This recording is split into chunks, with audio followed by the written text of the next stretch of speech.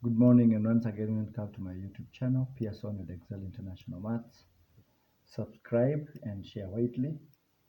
And in this video, I want to explain exponential and logarithm example 1, part B, example 1B, which is on page 50. And we are told that on the same axis, sketch the graph of y is equals to a half raised to power x and y is equals 2 raised to power x. And I want to make this y1 and this y2 so that we can have the table of values. Y1 is equals to a half raised to power x, y2 is equals to 2 raised to power x. So that I just want us to see the behavior of this kind of graph. And let's talk when x is minus 2.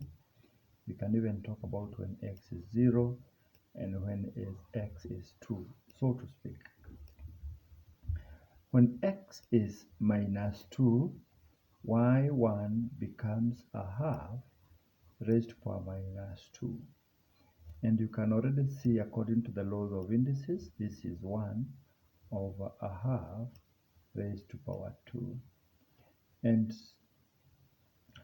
when this one is now 1 over 4, when you divide by a fraction, it's the same as multiplying by its reciprocal, which gives us 1 times 4 over 1, which is basically a 4. So this one is a 4. When x is minus 2, this one it goes without saying. This is y is equals to minus 2, which is 1 over 2 squared, which is a 4, a quarter. When x is 0, this one is anything raised to power 0 is 1, and this one is obviously 1. But when x is a 2, a half raised to power 2 now becomes something else. A half raised to power 2 is 1 over 4. Now this is the quarter, and 2 raised to power 2, this is now what displays a 4. And I want us to just construct this graph here and explain it further. This is minus 1, this is minus 2, this is 1, and this is a 2. This could be, let's call this a 2, let's call this a 4. When we are talking about minus 2, this becomes a 4. This one becomes a 4. Minus 2, we have y being 4. 0, 1. And when x is a 2, it now becomes a quarter, something very small, and this graph moves like this.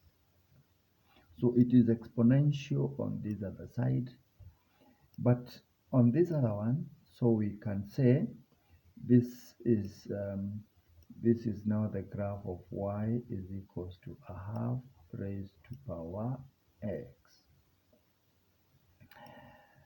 And when we come to y is equals 2 raised to power x, when x is negative 2, we have said this is going to be a quarter, something very small. When x is 0, is still going to be 1. Let's say a quarter there, a 1 there. When x is a 2, then this is when it's displaying a 4. So we have a graph again that looks like that. And this is y is equals 2 raised to power x. And you can already see it is now asymptotic along the x-axis, but to the negative side. And it also passes through the point 0, 1. And this has been displayed and explained. Why do all the graph pass through 0, 1? And at the end of the day, it is important to note that the features that we explained in the beginning or in the introduction are still, or rather still continue to be displayed, because you can see the asymptote. It never touches the x-axis, whether we are going to the left or to the right. And again, they all pass through the point 0, 1, or the coordinate 0, 1. It's there. And the third one, this one you can see as x decreases, this graph increases exponentially.